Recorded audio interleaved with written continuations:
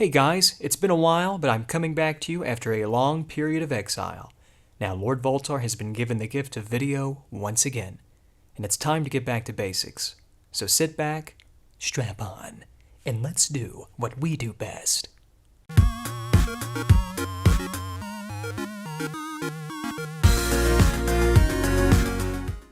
Now, this RGB modded Nintendo 64 comes to us from Bruno, who wrote to me earlier about receiving this system from HDRGB.com, but it unfortunately had a lot of noise issues. And he sent me a couple of rough videos that I might show right here on the screen, but ultimately, it's got some problems and he wanted me to take a look at it, so I told him I would. Let's take it apart, and let's see what's going on.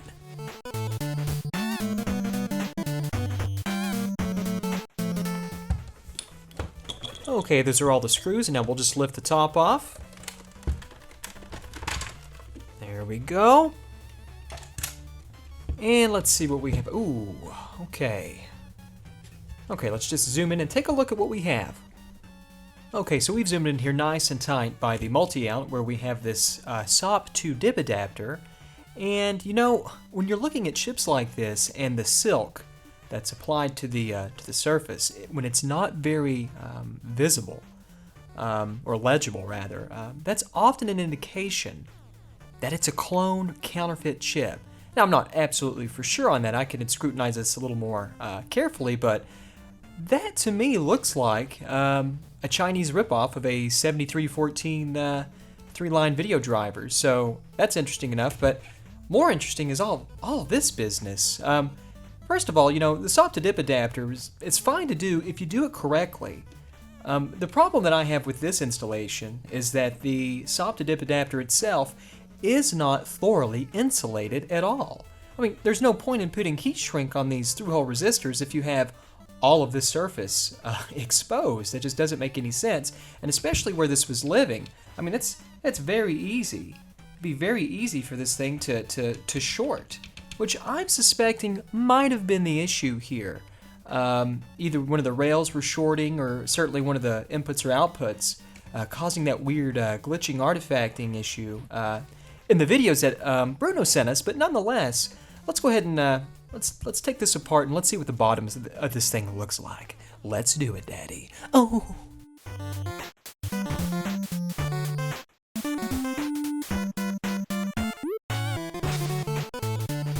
Oh my, so this is what we have here on the bottom of the PCB. Let's zoom in here and take a look at what we have. It doesn't look too good. Let's zoom in. Now we're going to zoom in a little tighter, but I just wanted to get everything into one shot to kind of explain what appears to be going on here. I don't understand why this SOP to DIP adapter was positioned on the front like this. I don't understand that. You know, the longer these transmission lines are, the more susceptible they are to noise and certain coupling effects from all the digital stuff on the board here. So you really want to keep those as short as you can, and I just don't understand that part. Also, if we zoom in here, which let's do that now. So here's the RGB video coming off of the N64 stack, and the soldering here just isn't very good.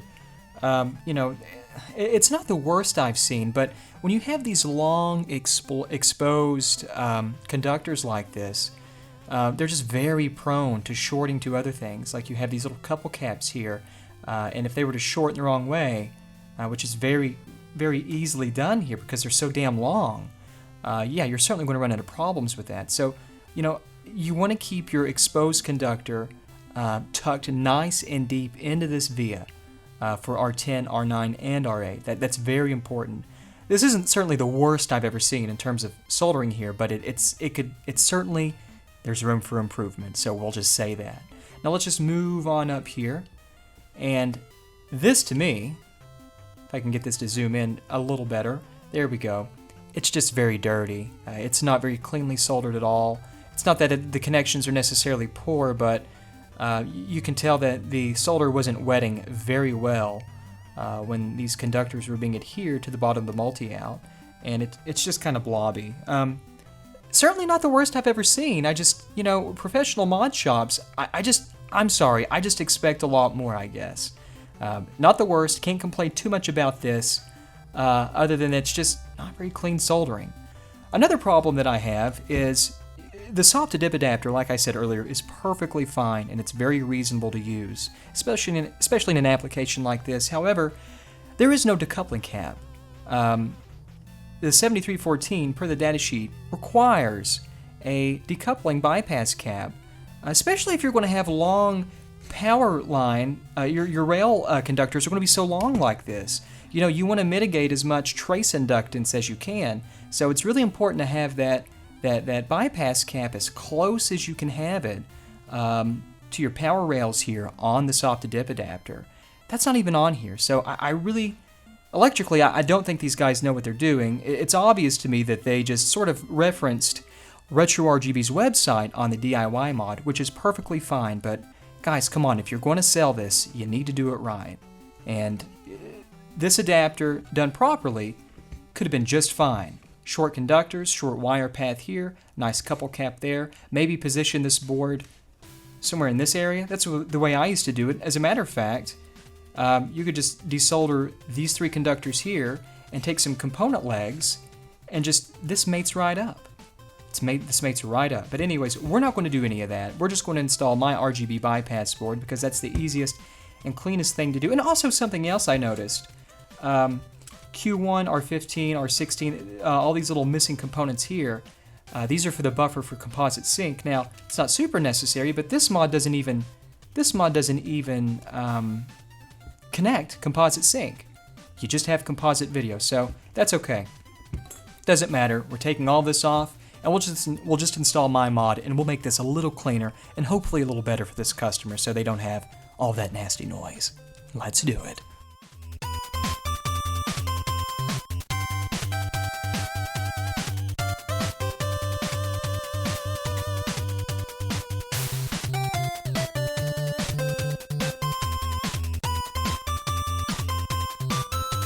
Also, something else real quick to note, the exposed conductor is far too long. When you trim your wires to insert into R10, R9, and R8, you want it to be about half the length of the current wire, so maybe 2.5 millimeters at the most. Let's move forward.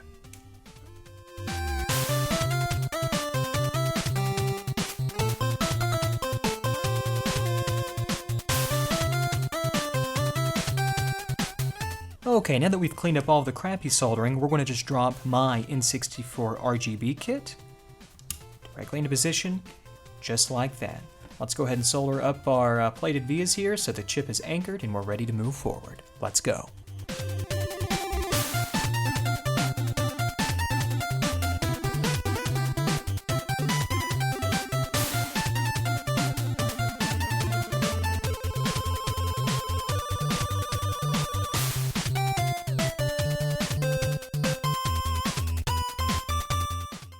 Now we've cleared out the vias here for R10, R9, and R8 for our own conductors to go into, and what I'm going to do is just take my good old handy dandy wire stripper that you guys have seen me use time and time again. I'm going to strip 4 conductors just like that, and I'm going to take my goop flux, just going to jam this in there centrally like that.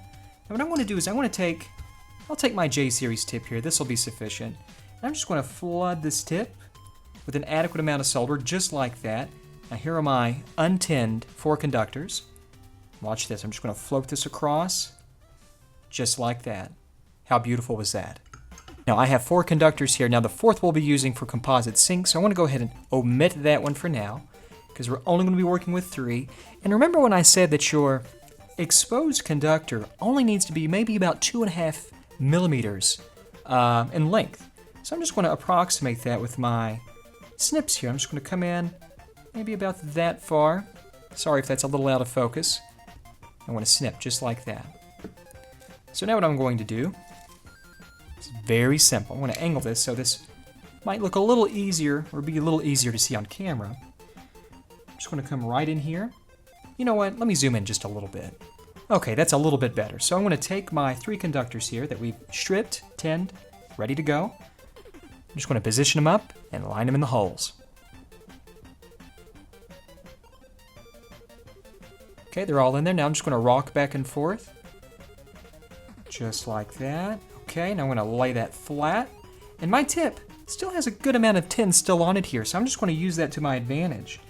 I'm just going to spot that in just like that. And we have a nice wetted joint here. I can just take my tip, clean it off, and I can control precisely how much solder I want to flood in these vias here. So I'm just going to make sure that, oops, my conductors are nice and tight against the board, just like this. Flood it in there, just like that. It doesn't get any cleaner. But I'm going to remove this residual flux that they left behind because I don't like the way that looks. And what that entails is just a drop of IPA, 91%. I'm just going to come in here.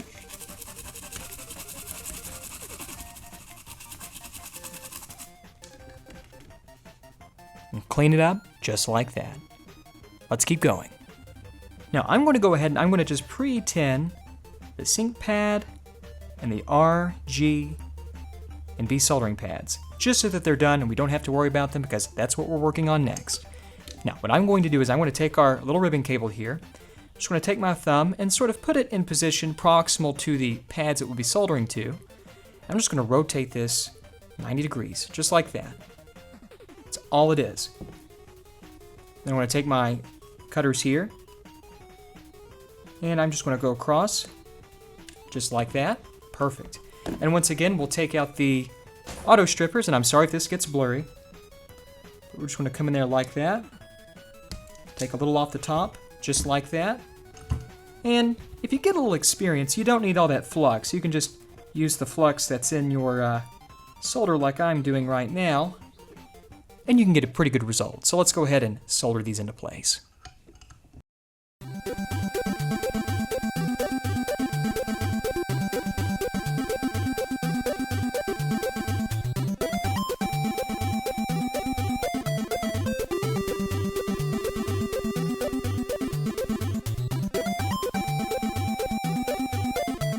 Now the fourth conductor that we ripped off earlier, that's going to be our composite sink line, and that installs directly into this R16 via right here, or the via right below the R16 designation. So I've already got this prepped and ready. Just want to stick it in. That's what she said. Just like that. We're going to bit it down nice and flush. Beautiful. And my tip is once again loaded again with some solder. Just like that. Beautiful joint. Now we're just going to extend this and stretch this across to the composite sink line, which I have put right here conveniently. We're going to cut that.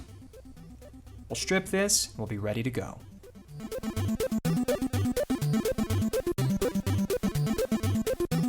And with our C-Sync line soldered up and ready, we're all finished. Now this should be the end result for the most part when it comes to a professional installation that you actually pay money for. Now this Mickey Mouse crap like this, I totally understand it if you're just a hobbyist doing your own consoles or if you're helping a buddy out and you're doing his. There's nothing wrong with that.